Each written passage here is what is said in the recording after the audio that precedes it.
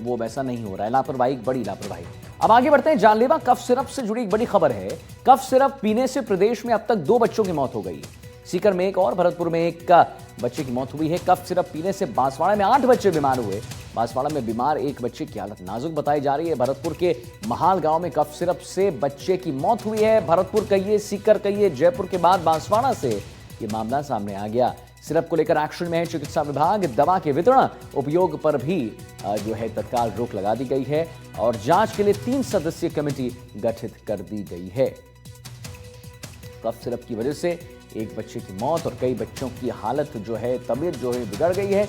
चिकित्सा एवं स्वास्थ्य विभाग बिल्कुल एक्शन मोड में आ गया है और हम आपको ये भी जरा बताना चाहेंगे कि RMSCL ने दवा के वितरण और उपयोग पर तत्काल रोक लगा दी है। साथ ही 3 सदस्यीय कमेटी गठित कर जांच शुरू कर दी।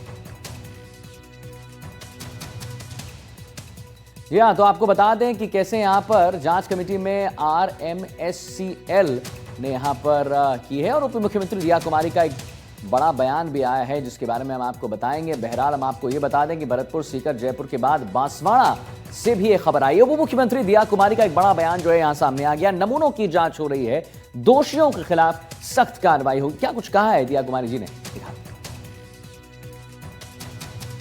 इन सब चीज़ों की जो है इसमें सब इन्वेस्टिगेशन जारी है। इन्वेस्टिगेशन की जो भी रिपोर्ट आएगी, अगर कोई भी जिसने गलत काम किया है, अगर किसी का कोई भी ऐसा क्राइम है जो सामने दिख रहा है या साबित होता है, तो निश्चित रूप से हमारी सरकार तो पहले भी कार्रवाई करती आई है और बहुत ही सख्त कार्रवाई होगी। कोई भी इस तरह का गुनाहगार होगा या क्रिमिनल होगा, उसको बख्शा नहीं जाएगा।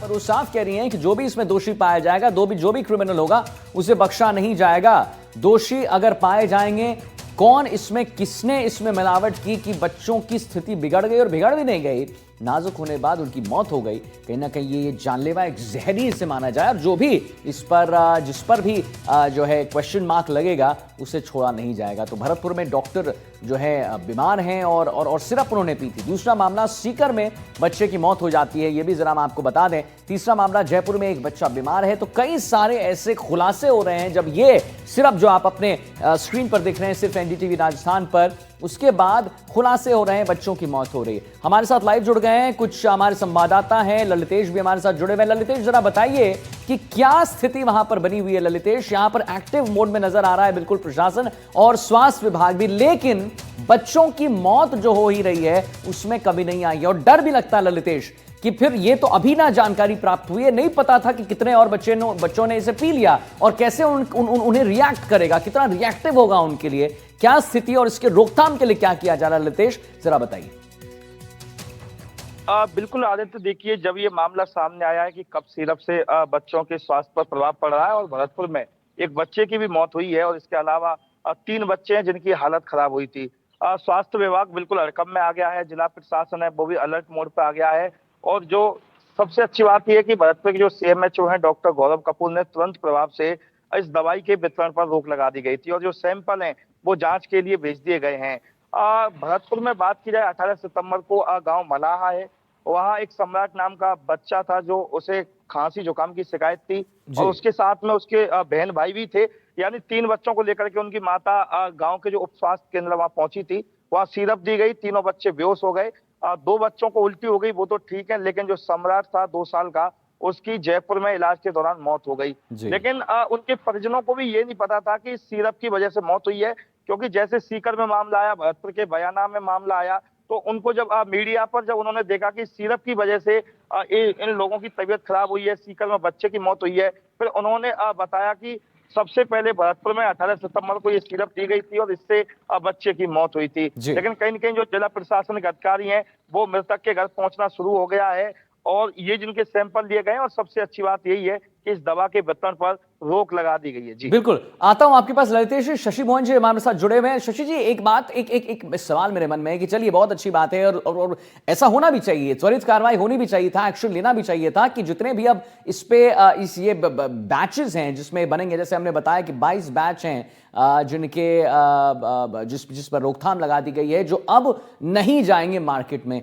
लेकिन शशि जी, वो सारे बैच जो मार्केट में हैं और शायद बच्चों को जुकाम, ये वक्त ऐसा है कि चेंजिंग वेदर है, बच्चों को कहीं ना कहीं जुकाम होता है और माता पिता ने पिला दिया होगा। अब उस पर क्या कार्रवाई हो? अब उसको अगर जरा समझें तो कैसे उससे निपटा जाए शशि जी? देखिए आदित्य, चिकित्सा विभाग में अलग अलग विंग काम करती। आरएमएससीएल का काम दवा खरीदना और उसको पहुंचाना का काम है, और उसी आरएमएससीएल ने इस घटना पर इनिशिएटिव लेते हुए एक जांच टीम गठित की है, जिसमें आरएमएससीएल के एग्जीक्यूटिव डायरेक्टर हैं, जो क्वालिटी कंट्रोल हैं, जो लॉजिस्टिक का काम देखते हैं वो एग्जीक्यूटिव डायरेक्टर हैं, और मुख्यमंत्री निःशुल्क दवा योजना के अधिकारी हैं। लेकिन जहां तक बात आप कह रहे हैं कि जो दवा दे दी गई हो, वो उन परिजनों को मीडिया की खबरों के जरिए जागरूक होने की जरूरत है कि खांसी का कोई भी कफ सिरप अगर दे रहे हैं सरकारी सप्लाई का, तो उसको एक बार पहले डॉक्टरों से क्रॉस चेक करवाएं कि ये वो तो सिरप नहीं है जिसके ऊपर सरकार ने पाबंदी लगाई है। ना सिर्फ इस बैच पर, बल्कि इस पूरी दवा जो डेक्स्ट्रोमेथोर्फोन है, उस पूरी दवा को देने पर रोक लगा दी गई है। इसमें एक बहुत महत्वपूर्ण सवाल खड़ा हो रहा है। जैसा सहयोगी बता रहे थे भरतपुर से ललितेश, जो सम्राट का निधन हुआ उसके बाद में परिजन जागे खबरें देखकर कि उसको भी यही दवाई दी गई थी। इसका मतलब उसका पोस्टमार्टम नहीं हुआ है। सीकर का जो मामला आया बच्चे का, उसका भी पोस्टमार्टम नहीं हुआ है। बांसवाड़ा में जो बच्चे हैं वो अभी भर्ती हैं, तकरीबन 8 उनकी संख्या है और उनका ट्रीटमेंट चल रहा है। लेकिन इन बच्चों का ब्लड सैंपल लिया जाना चाहिए, उससे जांच होगी कि क्या इस दवा से तबीयत खराब हुई है या नहीं।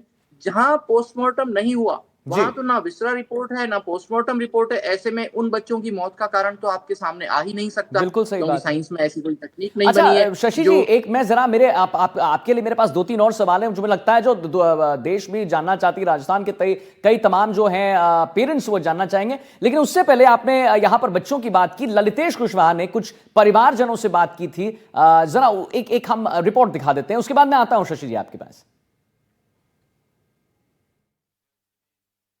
भरतपुर के बयाना उपखंड के कलसाड़ा में खांसी की सिरप से एक बच्चे और वहां के चिकित्सा प्रभारी एवं एक एम्बुलेंस चालक की तबीयत खराब हो गई थी।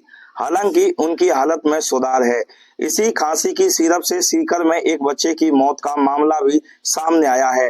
लेकिन भरतपुर में सबसे पहले मामला सामने आया था, लेकिन इससे पहले भरतपुर जिले का एक मल्हाय गांव है और यहाँ इसी सिरप से 3 बच्चों की तबीयत बिगड़ी थी।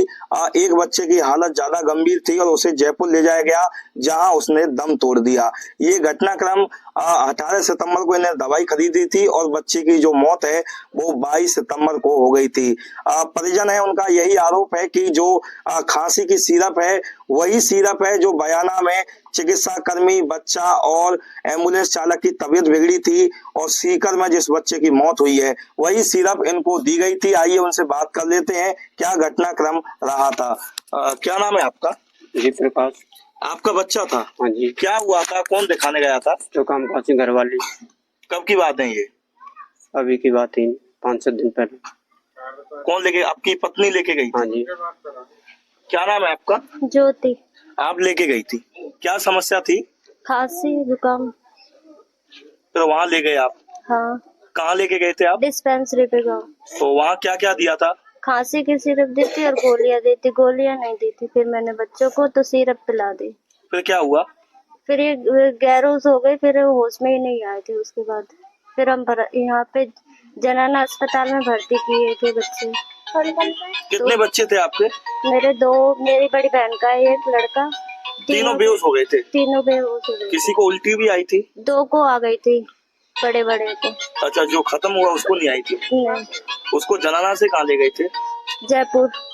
तो वहाँ कितने दिन भर्ती रहा? 4-5 दिन। तो 22 तारीख को एक्सपायर हो गए? हाँ। तो यही सिरप दी गई थी जो आजकल टीवी में चल रही है? हाँ, यही दी थी। तो आपने डॉक्टरों को नहीं बताया? बताई थी, डॉक्टरों ने भी ली थी। उन्होंने तो क्या कहा था? उन्होंने कुछ नहीं कहा था, उन्होंने रख ली थी वो शीशी। कोई कार्रवाई की आपने आगे? नहीं की थी। मतलब जैसे ये बता रही है वो शीशी उन्होंने रख ली थी डॉक्टरों ने जब आप बताने गए? हाँ जी। मतलब रेपर तो था नहीं उसपे, और बच्चे ने उसने जिसने खत्म हुआ उसने जमीन में फैला दी थी। अच्छा, जो आपकी मोबाइल में फोटो है वो उसी शीशी का है? हाँ जी। ये कब लिया था आपने? ये जनाना अस्पताल में मांगे गए थे फोटो के, फोटो वो शीशी के फोटो व्हाट्सएप करवा लो। किसने मांगे थे आपसे? अस्पताल में डॉक्टर ने। जो यहाँ लगे हुए हैं? हाँ। ने वहाँ जनाना हॉस्पिटल मांगी थी सिरप। अच्छा, सिरप मांगी थी जिससे तबीयत खराब हुई है। हाँ जी, मतलब कौन सी दवाई बच्चे के लिए पिलाई है उसी हिसाब से हम ट्रीटमेंट चालू करेंगे। दोनों बच्चों का तो स्वास्थ्य तब कैसा, ठीक है? ठीक है, कोई परेशानी नहीं। क्या नाम था जो खत्म हुआ है बच्चा? सम्राट। कितनी उम्र होगी? 2 साल 2 महीना। तो आप क्या करते हैं? बेलदारी। आप मजदूर हैं, मतलब मजदूरी करते हैं आप? हाँ जी। उनकी दादी से भी बात कर लेते हैं। क्या नाम है दादी जी आपका? नहीं है भैया। क्या कहेंगे, बड़ा ये घटनाक्रम हुआ है, यही सिरप थी, बता रहे हैं आपके जो बेटे हैं उनकी पत्नी है। ये सिरप थी भैया, मेरे भैया होश नहीं आया उन्हें को।